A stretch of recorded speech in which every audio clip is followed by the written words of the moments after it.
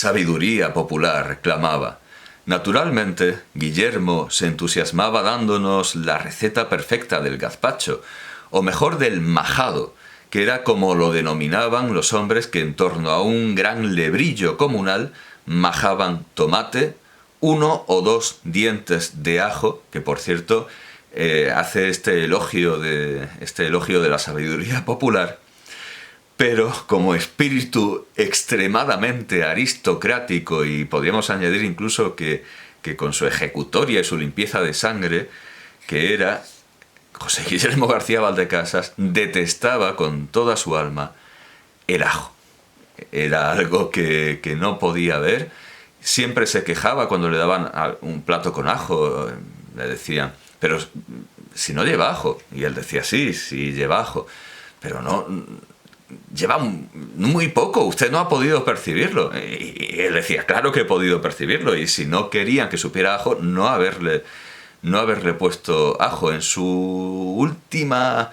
la última vuelta del camino de su vida, llegó a descubrir algo que, por supuesto, lo entusiasmó como cualquier invención nueva. Siempre estaba dispuesto al progreso de la ciencia. Descubrió una especie de exprimidor de ajo que vertía sobre el guiso la cantidad exacta mínima de destilado de ajo, también el polvo de ajo, y que hacía tolerable la presencia del ajo en aquellos platos que Aimé decía lo exigían. Y seguramente el gazpacho, el gazpacho cortijero, el gazpacho de los Gañanes, desde luego es una de esas excepciones en las que decía, ay, Aimé, es necesario el ajo.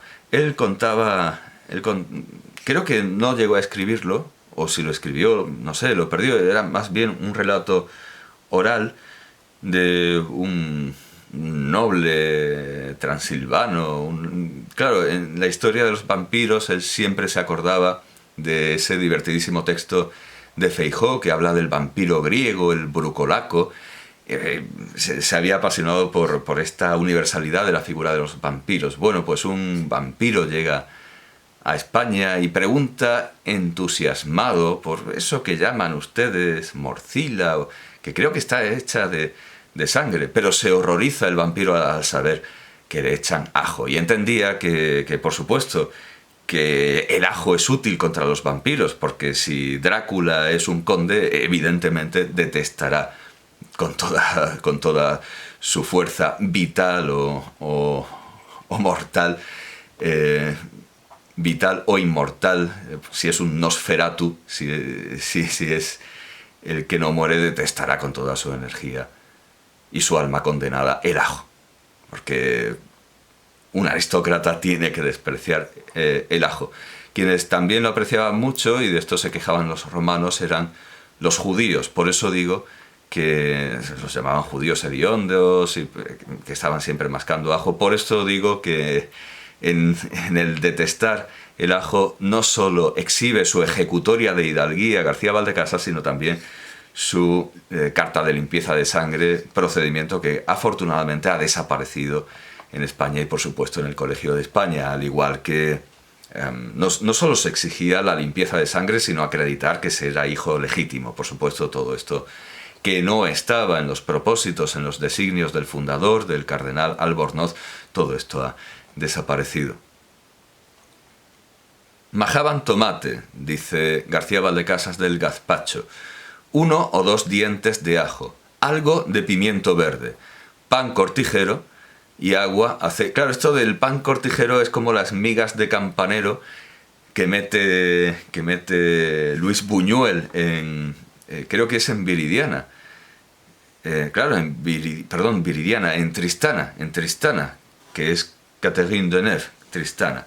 Tristana ve al campanero hacerse unas migas y le pregunta al campanero qué es lo que se está preparando, qué es lo que se va a comer. Y le dice, esto, señora, son migas de campanero. Y hay mucha gente que, al igual que quería comprar el tablón encontrado en la basura, hay mucha gente que quiere la receta exacta de las migas de campanero, cuando lo que presenta Buñuel es simplemente un plato que se llama migas de campanero porque son las migas que se hace un campanero. No hay ninguna receta, ni es un plato ni es popular en España. Son migas de campanero porque son las migas como la hace un campanero. Entonces el pan cortijero pues viene a ser un poco lo mismo, pan cortijero. El pan que se hace y amasa en un cortijo, y agua, aceite, sal y vinagre a voluntad. El pepino, sigo con el recuerdo de Rivas Rico, el pepino, la cebolla, almendras bueno, claro, las almendras forman parte de otro tipo de gazpacho, que es el gazpacho blanco, que es el ajo blanco, pero estamos hablando del gazpacho que lleva tomates, porque el otro no lleva tomates. La cebolla, almendras o cualesquiera otras zarandajas eran cosa de cocinillas sobrevenidos. José Guillermo García Valdecasas recordaba figuras de los cortijos de Andalucía que hoy nos resultarían imposibles de creer a los andaluces vivos de hoy. Afortunadamente persiste el recuerdo. Gracias a andaluces podemos considerar andaluz a García Valdecasas, y también un poco vasco, también podemos considerarlo vasco. Nosotros los vivos atesoramos el recuerdo de los que ya no están. Personajes como el Bufón. Y yo seguiría sin creer la existencia de esta figura si no la hubiera encontrado en Juan Valera y no hubiera entendido que en Novecento Bertolucci hace que su historia comience con el lamento por la muerte de Verdi, puesta en boca precisamente de un bufón cortijero análogo a los andaluces. El bufón que recuerda José Guillermo García Valdecasas entretenía como el de Valera tanto a los señores como a los gañanes con espectáculos sencillos pero sutiles y brillantes, como configurar en poco tiempo e improvisadamente una orquesta a base de golpear troncos y tocones. Ponía a unos gañanes a golpear un tronco, a otro tronco de otra manera, y de ahí hacía una orquesta. Y no ya José Guillermo, sino su madre recordaba que en Andújar, yendo de caza, le pidieron que esperara a que llegara el paje. El paje.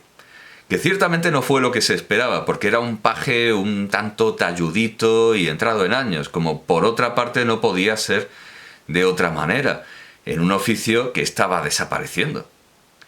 Como más o menos pasó lo mismo, no fue una figura muy diferente la que encontró el cine y el fonógrafo cuando fue a buscar al último castrato o cantante capón, como los llamaba Cascales, al último castrato cantante capón del Vaticano.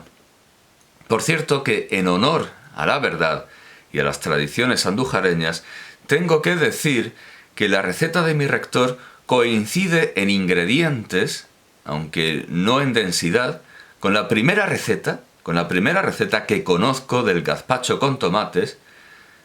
Y cuando digo que es la primera que conozco, espero que sea la primera en sentido absoluto, que se encuentra en el Practicón de Ángel Muro. Si alguien me puede dar una receta anterior, pero vamos, yo creo que puedo aspirar a la convicción de que es la primera receta documentada del gazpacho con tomates, porque antes no llevaba. Dice así Ángel Muro: tengo yo una amiga en Andújar que no sé si es más inteligente que hermosa, pero cuyo talento brilla como el sol de su tierra.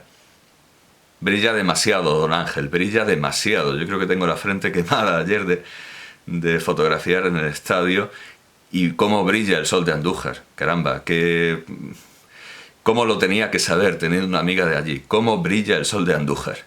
Que me ha enviado una apreciable receta del verdadero gazpacho. Esto de apreciable es algo que a nosotros nos sorprende, porque apreciable para nosotros es algo que se aprecia a simple vista y no en el microscopio, que es apreciable en el microscopio, pero no, en este tiempo lo usaban como forma de cortesía, pero no resulta demasiado elegante para el idioma, para significar el aprecio, la estima, el querer bien. Una apreciable receta del verdadero gazpacho andaluz, que transcribo al pie de la letra para conservar la elegancia y cultura de la frase de que hace gala mi bella colaboradora. Así dice: en un mortero se coloca sal, un pimiento crudo y 2 tomates de buen color y tamaño, machacándose todo perfectamente. se le añade la miga de medio pan, que para el efecto se tendrá preparada en remojo en agua. Y este conjunto se maja, mezclándole una pequeña taza de aceite crudo, pero en la forma que se hace con la mayonesa, para que trabe bien después de trabajarlo un cuarto de hora por lo menos. Se le echa el vinagre y el agua al gusto del que le confecciona. Se pasa por un colador, claro, esto de echar el vinagre y el agua al gusto evidentemente implica que hay una forma que es ampliamente bebible, potable, como la que usan los gañanes cortijeros de los que habla García Valdecasas. Se pasa por un colador, o sea, esto lo hace desde luego más bebible, se pasa por un colador y a ese caldo espeso que resulta se le ponen pedacitos de pan y se come, no se bebe, se come en verano y en horas de calor. Y curiosamente, después viene el cocinillas con invenciones sobrevenidas del que habla García Valdecasas y pertenece a la provincia andaluza donde más vivió García Valdecasas, que es Granada. Y es un funcionario el que se inventa añadirle el pepino y esas cosas. La receta que predicaba García Valdecasas era la purísima, la original. Yo es que creo, insisto, que me corrija si alguien me equivoco, pero que me corrija alguien si considera que me equivoco, pero esta es la primera receta del gazpacho con tomates y es de una dama de Andújar. Aquí nos peleamos con Córdoba de una manera ridícula por el flamenquín y por hacerlo cuanto más grande mejor, como si fuera una manifestación de la envidia del pene, cuando la receta del flamenquín verdadera, entera y pura la da la condesa de Pardo Bazán en la cocina antigua y moderna, y sin embargo nadie repara en que el gazpacho con tomates en su receta clásica se transcribe por primera vez y se pone negro sobre blanco y se da a conocer en Madrid, en Andújar. En Andújar tenemos la primera receta del gazpacho con tomates y esto no se ha, como dicen ahora las autoridades, no se ha puesto en valor. Aquí hay un culto por el flamenquín y hay una semana de la berenjena. Todo parece sugerir un patrón de, no sé, alguna carencia, pero a nadie se le ha ocurrido llamar la atención sobre esta receta que da Ángel Muro. La señora lo come, pero el trabajador lo bebe. Y en esta disyuntiva, José Guillermo está con el trabajador. José Rivas Rico recuerda sus palabras. A esto puedo ponerle el sello de autenticidad. Son las palabras de José Guillermo García Valdecasas. El gañán goza de una cultura de sangre que hay que valorar. Yo he visto operar de cataratas a un mulo con solo una paja seca, cortada en bisel a modo de bisturí. Inmovilizado el animal, se hace un corte en la córnea por donde se introduce la paja y tras enganchar y tirar hacia afuera de la telita de la catarata, se le pega una palmada en la grupa y arreando, que es gerundio. Aquí podríamos recordar las palabras del humorista Ricky Gervais. ¿Sabes cómo se llama la medicina alternativa cuando funciona? Medicina. José Guillermo García Valdecasas admiraba al pueblo no por ser depositario de valores imprecisos y étnicos ni de ningún Volksgeist, sino por saber cosas que verdaderamente funcionan, tanto en lo tecnológico como en lo jurídico y en lo moral.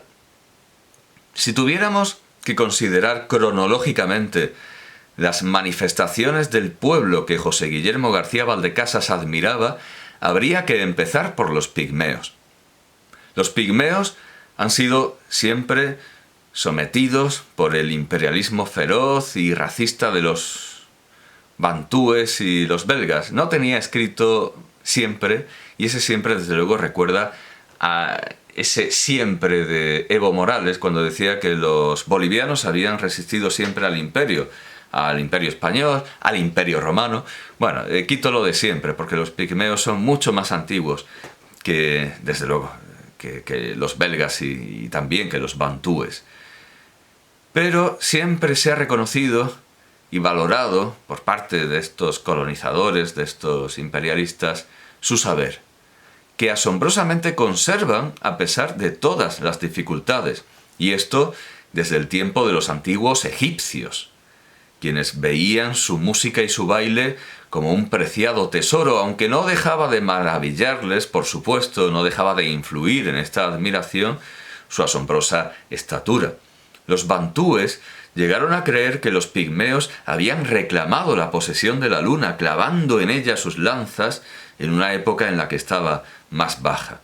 Hoy, si hemos de creer al Mbuti Sinafasi Makelo, los bantúes no solo esclavizan a los pigmeos, sino que se los comen, lo que recuerda lo que los antiguos autores de libros de maravillas árabes, y que digo árabes, hispanoárabes y granadinos, porque lo cuenta entre otros Abu Hamid al-Karnati, Abu Hamid el Granadino.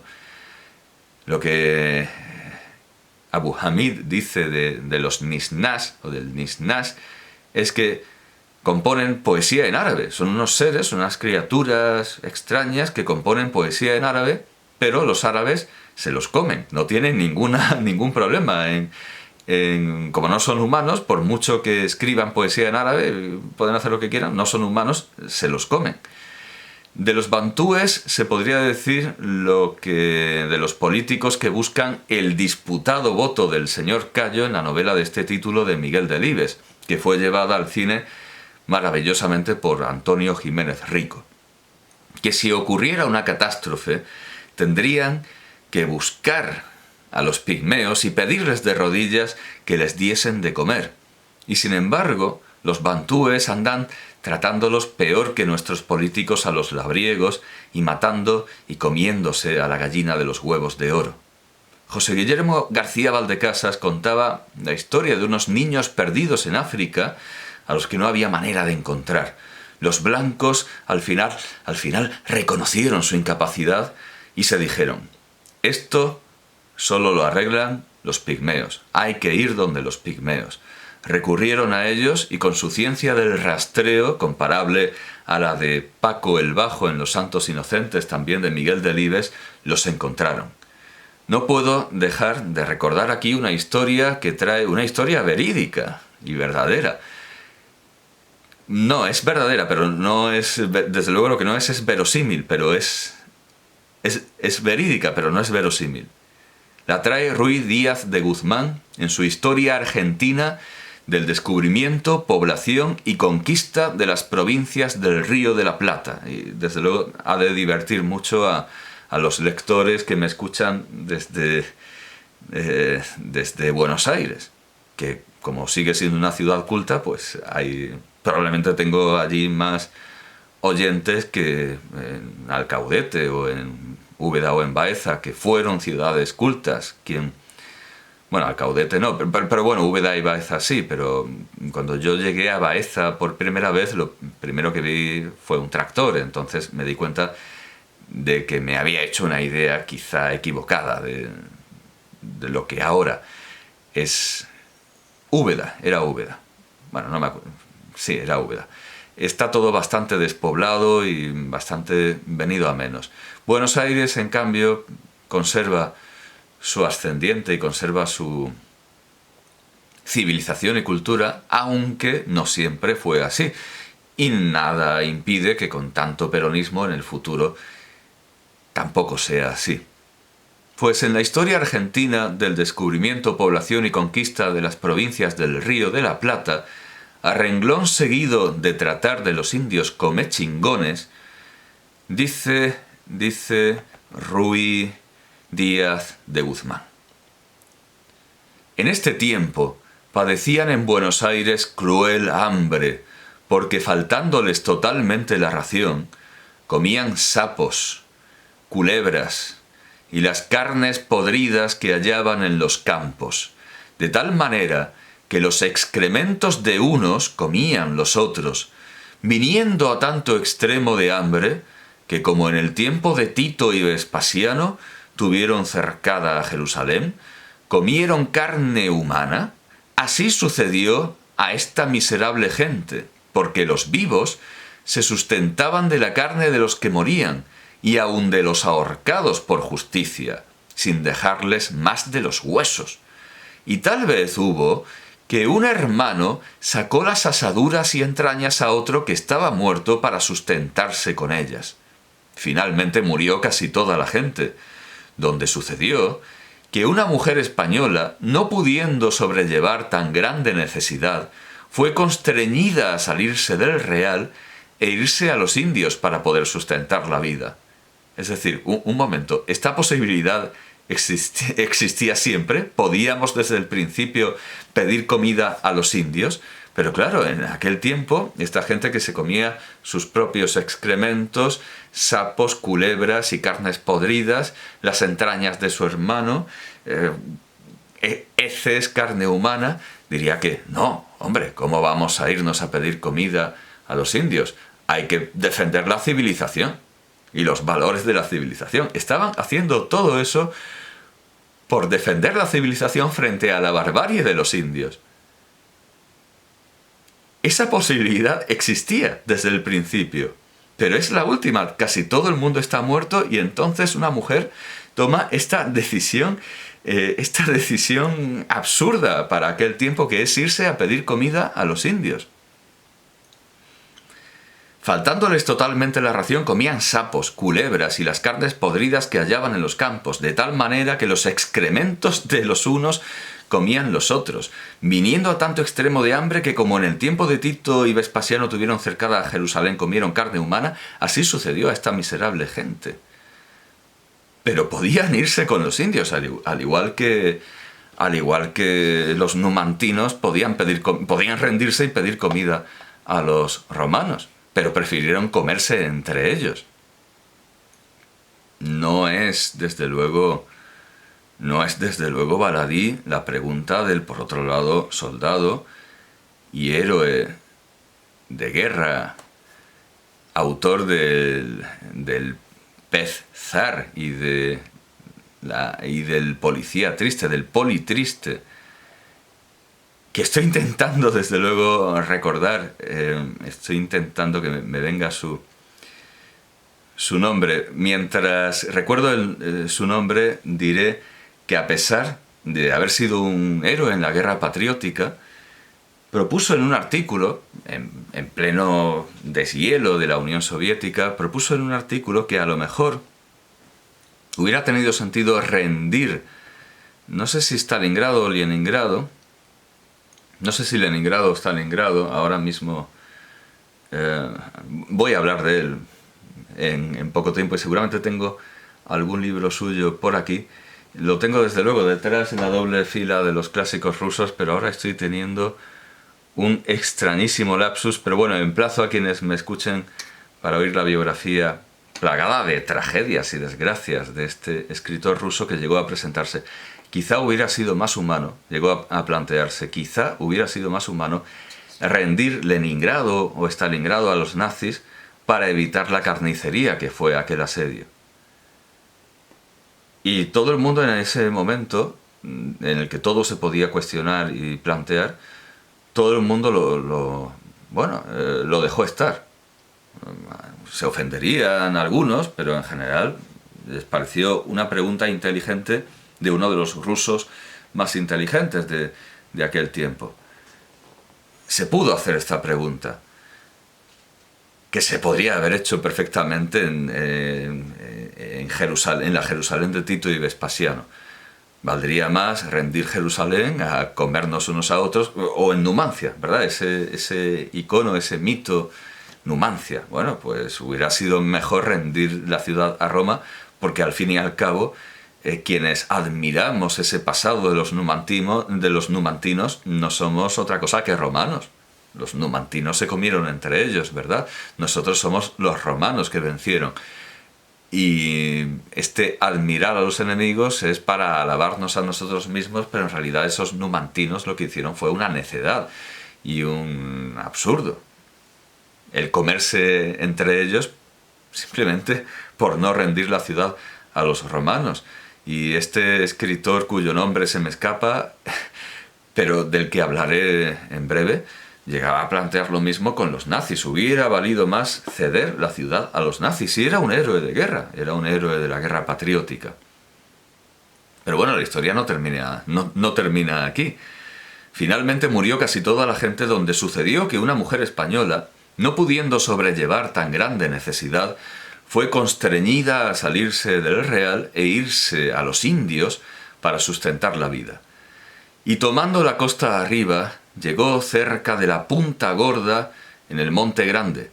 Y por ser ya... no eran muy originales poniendo nombres, estaban haciendo el país, no había que hacer grandes distinciones. Y por ser ya tarde, buscó donde albergarse, y topando con una cueva, antes ha estado hablando de los comechingones y de sus cuevas, que hacía la barranca de la misma costa, entró por ella, y repentinamente topó con una fiera leona que estaba en doloroso parto, la cual, vista por la afligida mujer, quedó desmayada, y volviendo así, se tendía a sus pies con humildad. La leona, que vio la presa, acometió a hacerla pedazos, y usando de su real naturaleza, se apiadó de ella, y desechando la ferocidad y furia con que la había acometido, con muestras halagüeñas, llegó hacia la que hacía poco caso de su vida, con lo que, cobrando algún aliento, la ayudó en el parto en que actualmente estaba, y parió 2 leoncillos, en cuya compañía estuvo algunos días, sustentada de la leona con la carne que de los animales traía, con que quedó bien agradecida del hospedaje por el oficio de comadre que usó. Y acaeció que un día, corriendo los indios a aquella costa, toparon con ella una mañana, al tiempo que salía a la playa a satisfacer la sed con el agua del río, donde la cogieron y llevaron a su pueblo, y tomóla uno de ellos por mujer. Y luego vuelve a aparecer en esta historia, así que no es una invención aislada. Quizá no me he remontado a vista de esta historia de la leona agradecida, como el león de Andrócles o como el león de San Jerónimo. Quizá no me he remontado lo suficiente en la admiración de José Guillermo García Valdecasas por quienes conservan la tradición, porque ciertamente, antes que los pigmeos, están los animales, a quienes los pigmeos cuentan que robaron el fuego, sin duda por ver que de ningún otro pueblo se podía decir que ellos hubieran aprendido nada, sino más bien lo contrario, ya que enseñaban a todos. Los pigmeos son los maestros de África, y viendo que de ningún pueblo han aprendido nada, consideraban que el fuego lo habrían robado ¿a quiénes? A los monos. A los monos, dicen los pigmeos, que robaron el fuego, prendido en el taparrabos de un pigmeo prometeico, y José Guillermo García Valdecasas guardaba un valioso recuerdo de una mona. Su padre, Alfonso García Valdecasas, para cuyas ideas transmitidas por sus hijos también tiene para las ideas de Alfonso García Valdecasas, pero siempre, por supuesto, en recuerdo, siempre transmitidas por su hijo, para esas ideas también tiene un recuerdo José Rivas Rico, en un magnífico texto ilustrado que me ha hecho llegar, entre ellas una que se anticipa a la película Independence Day de 1996, aunque por otro lado podemos rastrearla en castellano en El Conde Lucanor de don Juan Manuel, pero ciertamente, vale, esos 2 caballos que se enfrentan a un enemigo común, no, claro, en castellano, y que viene de apólogos anteriores, pero no es comparable, no hay ningún elemento extraterrestre ahí, eso es cierto. Pues Alfonso García Valdecasas tenía un asistente que, cuando el académico, catedrático y fundador arrepentido de Falange apenas oyó hablar de la dialéctica de los puños y las pistolas, cayó en desgracia, siguió con él, diciendo que quien sirve a buen señor se sirve a sí mismo, o a sí mismo se sirve. No quisiera estropear el magnífico verbo de este asistente, de este ujier u ordenanza. Empobrecida la familia, buscaba diversiones para José Guillermo, hacía que a la familia no le faltara de nada, ni en lo alimentario, aunque sin grandes lujos, ni en las diversiones, porque las buscaba para José Guillermo con el mismo ingenio y sutileza que el bufón cortijero. Y además que es una figura que, ya lo digo, está en Valera, es una es una figura creativa, es lo que ahora se llamaría un trabajador cultural de otros tiempos,